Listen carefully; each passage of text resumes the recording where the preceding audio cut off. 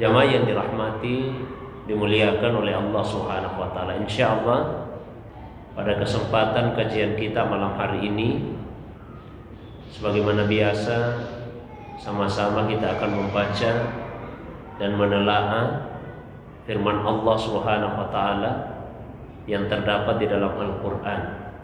Untuk malam ini surah An-Nahl, urutan surah ke-16 ayat yang ke-64. Allah SWT berfirman, A'udzubillahi minasyaitonirrajim. Wa ma anzalna 'alaikal kitaba illa litubayyana lahum allazi ikhtalafu fihi wa hudaw wa rahmatan liqaumin yu'minun.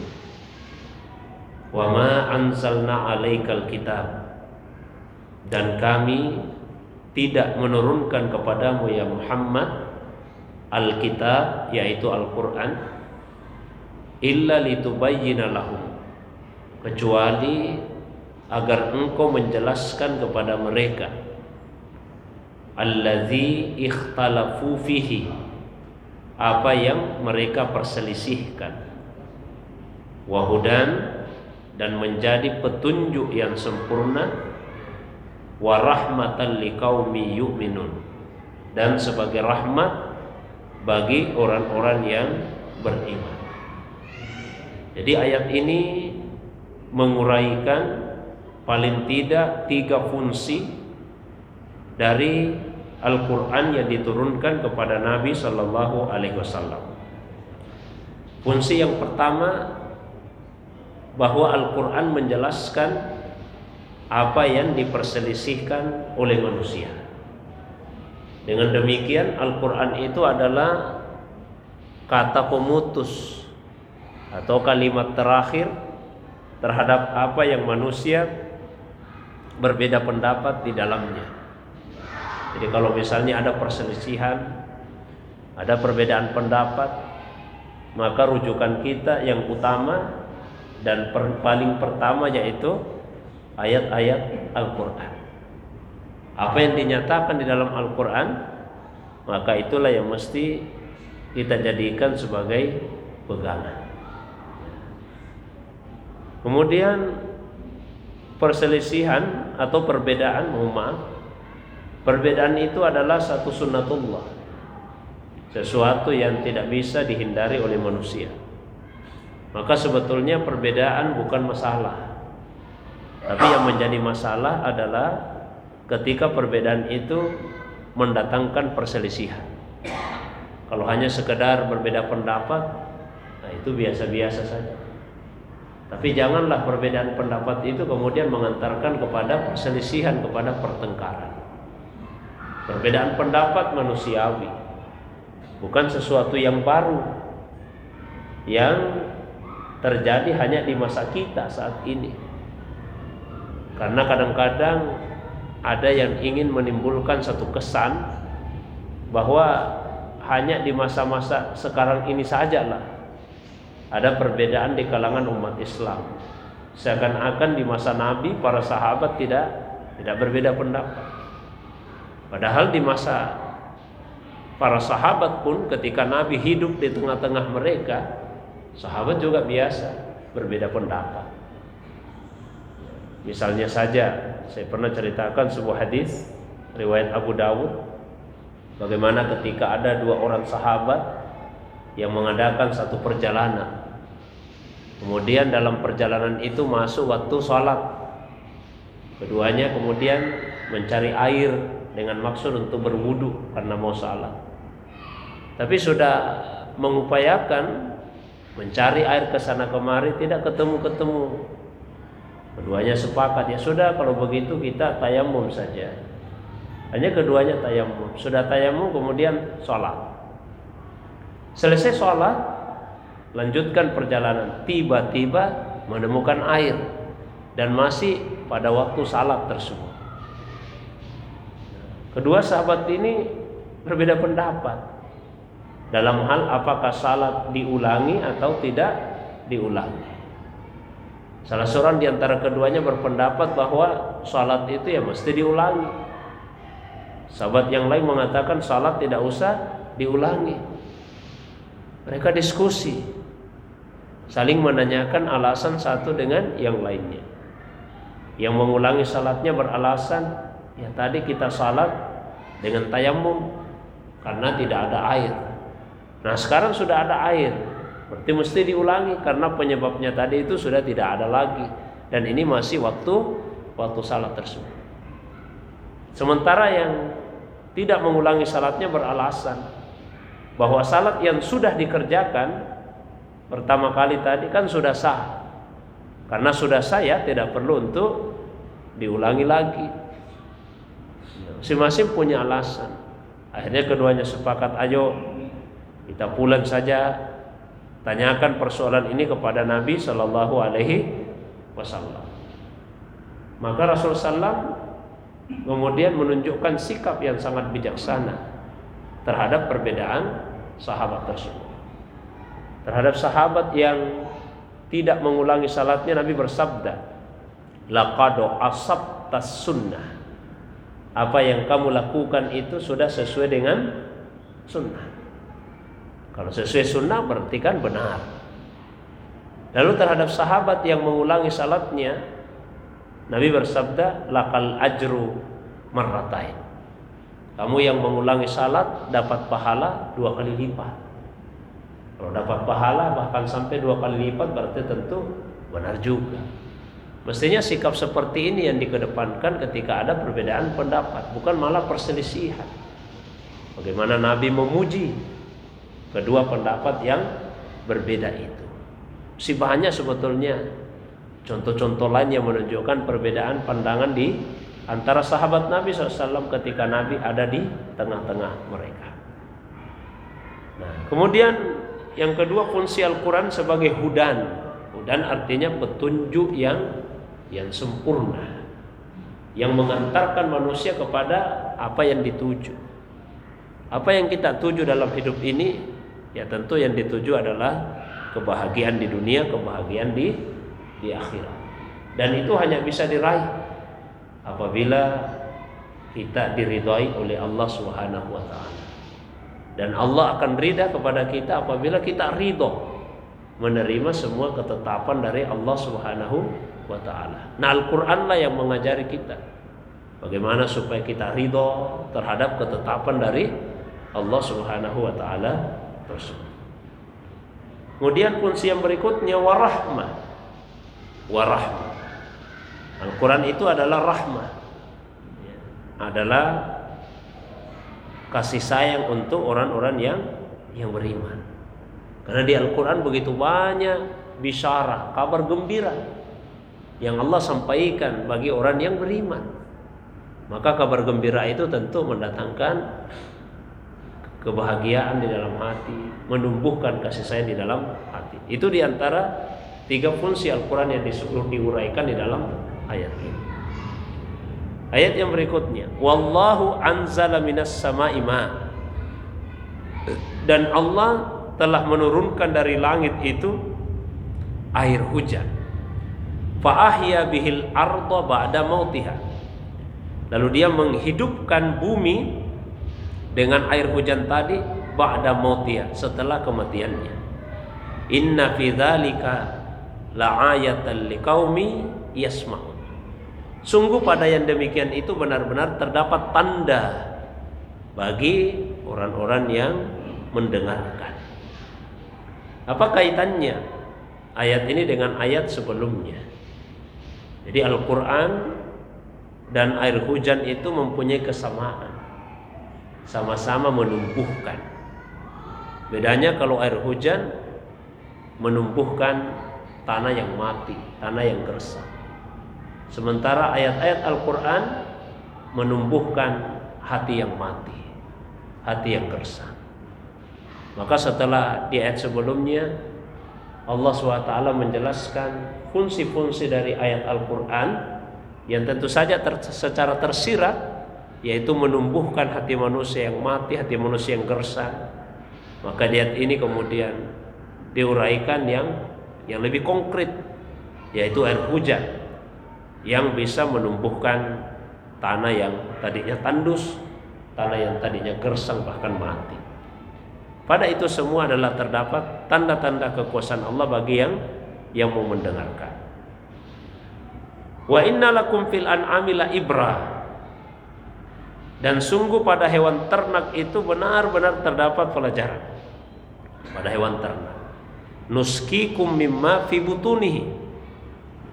Kami memberikan kepada kalian minum dari apa yang ada di dalam perutnya.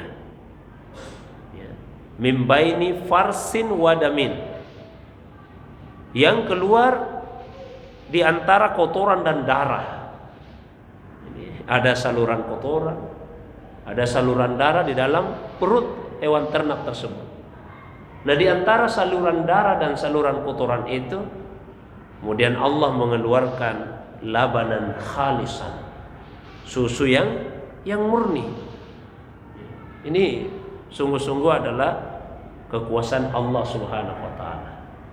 Jadi susu yang murni itu keluar sama sekali tidak dikotori oleh kotoran dan juga tidak dicampuri oleh darah. Padahal dia keluar di antara saluran darah dan saluran kotoran. Keluarlah labanan khalisan, susu yang murni. Sa'igan lisyaribin, yang mudah untuk ditelan bagi orang-orang yang meminumnya. Nah, ini uraian tentang tanda-tanda kekuasaan Allah SWT yang lainnya.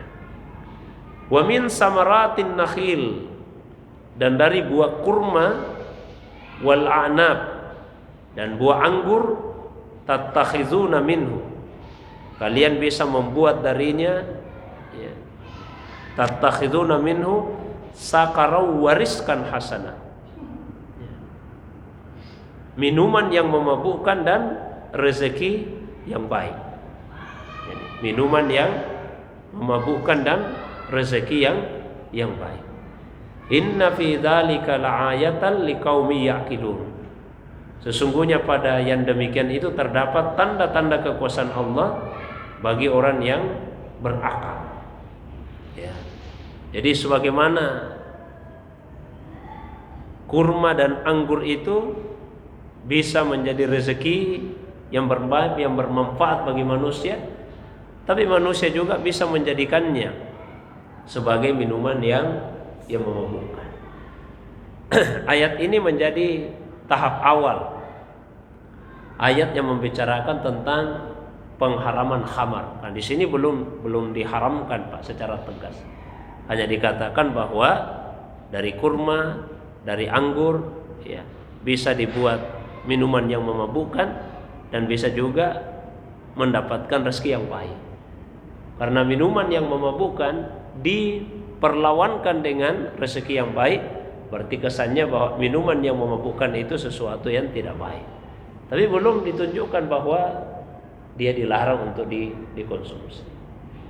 Nanti kemudian turun lagi ayat Al-Quran, ya, yang menjelaskan bahwa di dalam, ya, khamar itu dan judi ada manfaatnya. Wa yasalunaka 'anil khamri wal maisir. Mereka bertanya kepadamu tentang khamar dan judi. Qul fihima ismun kabir. Katakanlah pada keduanya ada dosa yang besar. Qul fihima ismun kabir wa manafi'u linnas. Tapi ada juga manfaatnya.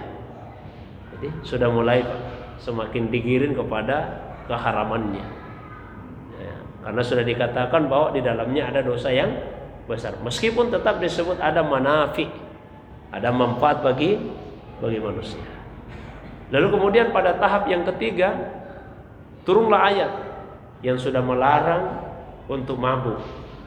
Tapi larangan itu bersifat temporer. Ya, Allah SWT berfirman, ya ayyuhalladzina amanu, wahai orang-orang beriman, la taqrabus salata wa antum sukara. Janganlah kalian mendekati salat apabila kalian dalam keadaan mabuk. Nah, ini sudah dilarang untuk mabuk. Tapi larangannya temporer, yaitu ketika hendak melaksanakan salat. Sehingga beberapa sahabat mensiasati, mereka minum kalau habis salat Isya. Habis salat Isya minum, karena masih panjang durasinya masuk waktu subuh. Tidak mau minum kalau habis salat maghrib, karena dekat-dekat waktu waktu Isya. Jadi minumnya habis salat Isya sajalah kita minum. Yang penting dalam ayat tadi jangan mabuk kalau mau salat. Sampai kemudian turunlah ayat yang melarang secara tegas. Khamar itu. Dikatakan bahwa itu semua adalah perbuatan setan yang kita diperintahkan untuk menjauhinya. Jadi ini ayat tahap pertama, Pak, yang menguraikan tentang minuman keras. Wa min samaratin nakhili wal anab. Dari buah kurma dan dari buah anggur tattakhizuna minhu, kamu bisa mengambil darinya sakaran, minuman yang memabukkan, wariskan hasanah. Ada juga rezeki yang baik. Inna fi dzalika la'ayatan liqaumi yaqilun. Sesungguhnya pada yang demikian itu terdapat tanda bagi orang yang berakal. Ini juga mengisyaratkan kepada kita bahwa satu materi, satu bahan yang sama itu kemudian bisa menghasilkan dua hal yang bertolak belakang. Bisa menghasilkan yang baik, bisa menghasilkan yang buruk. Banyak hal. Katakanlah misalnya televisi, HP, itu bisa digunakan untuk sesuatu yang baik, bisa juga digunakan untuk sesuatu yang buruk. Pisau misalnya bisa digunakan untuk sesuatu yang baik, bisa juga digunakan untuk sesuatu yang buruk. Dan banyak lagi contoh-contoh yang lainnya. Wa auha rabbuka ilan nahli anittakhidhi minal jibali buyuta wa minasy syajari wa mimma ya'rishun. Dan Tuhanmu telah mewahyukan kepada lebah. Jadi wahyu itu adalah pemberitahuan Allah Subhanahu wa taala kepada makhluknya. Dan makhluk itu beda-beda, Pak. Yang menerima wahyu bukan hanya para nabi, tapi manusia secara umum bisa dapat wahyu. Bahkan binatang-binatang pun juga dapat wahyu dari Allah Subhanahu wa taala. Tapi kemudian tentu maknanya berbeda. Kalau dikatakan wahyu kepada binatang, maka itu sifatnya insting, naluri. Jadi ketika disebut Tuhanmu telah memberikan wahyu kepada lebah, berarti Allah memberikan insting, memberikan naluri kepada lebah itu. Ya. Kalau kepada manusia secara umum, manusia secara umum diberikan wahyu oleh Allah, maka itu maknanya adalah ilham, diberi ilham oleh Allah SWT. Nah, kalau nabi-nabi, maka itulah wahyu yang bersifat khusus, ya, para nabi Allah SWT. Nah, wahyu yang dimaksud dalam ayat ini adalah insting atau naluri tadi. Wa auha rabbuka ilan nahli. Tuhanmu telah memberikan wahyu kepada lebah. Dalam hal apa? Anittakhidhi minal jibali buyutan. Buatlah sarang di gunung-gunung. Wa minas syajar. Buatlah sarang di pohon-pohon kayu. Wa mimma ya'rishun. Dan di tempat-tempat yang dibuat oleh manusia. Summa kuli min kulli samarat. Kemudian makanlah dari segala macam buah-buahan. Fasluki subula rabbiki zulula. Lalu tempuhlah jalan Tuhanmu yang telah dimudahkan. Yakhruju min butuniha syarabun mukhtalifun alwanu. Dari perut lebah itu keluarlah minuman, yaitu madu yang bermacam-macam warnanya. Fihi shifaa'un linnas. Di dalamnya ada syifa, ada obat bagi manusia. Mungkin saya pernah ceritakan, Pak. Pernah ada seseorang yang menemui Khalifah Ali bin Abi Thalib. Kemudian meminta kepada beliau untuk diobati karena sakitnya yang parah. Maka kemudian Imam Ali karamallahu wajhah memberikan saran kepada yang bersangkutan itu untuk meminta kepada istrinya sebagian mahar yang telah diberikan kepadanya. Meminta kepada istrinya sebagian mahar. Kemudian setelah itu mahar yang sudah diminta dari istrinya diminta untuk dibelikan madu. Lalu kemudian madu tadi dicampur dengan air hujan. Campur dengan air hujan. Setelah itu dia meminta kepada orang tadi untuk meminumnya. Alhamdulillah, setelah meminum madu yang dibeli dari mahar tadi, yang dicampur dengan air hujan, kemudian Allah SWT mengaruniakan kesembuhan kepadanya. Nah, maka Imam Ali kemudian ditanya, dari mana beliau mendapatkan resep pengobatan yang seperti itu? Ya, kata Imam Ali karamallahu wajhah, ya dari Al-Quran. Dari Al-Quran. Maksudnya apa? Ya, yang pertama, mengapa beliau meminta supaya laki-laki tadi meminta kerelaan istrinya untuk diberikan sebagian dari maharnya, karena di Al-Quran disebutkan di surah An-Nisa, wa atun nisaa saduqatihinna nihla fa in tibna lakum an syai'in minhu nafsan fakuluhu hani'am mari'a, dan berikanlah mas kawin atau mahar kepada perempuan yang kamu nikahi sebagai pemberian yang penuh kerelaan. Kemudian jika mereka menyerahkan kepadamu sebagian dari mahar itu dengan senang hati, maka terimalah dan nikmatilah pemberian itu hani'an mari'a, dengan senang hati. Kemudian di Al-Quran juga diinformasikan bahwa air hujan itu adalah ma'an mubarakah, adalah air yang diberkahi. Kemudian di Al-Quran juga disebutkan bahwa madu itu adalah syifa, adalah obat penyembuh. Jadi bayangkanlah ketika sesuatu yang mendatangkan kesenangan hati bercampur dengan keberkahan, bercampur dengan obat, maka penyakit itu insya Allah akan mudah disembuhkan. Nah, itulah ya yang dipahami oleh Imam Ali bin Abi Thalib. Dan juga disebutkan inna fi dzalika laayatin liqaumi yatafakkarun. Sesungguhnya pada yang demikian itu terdapat tanda-tanda kekuasaan Allah bagi orang-orang yang mau berpikir.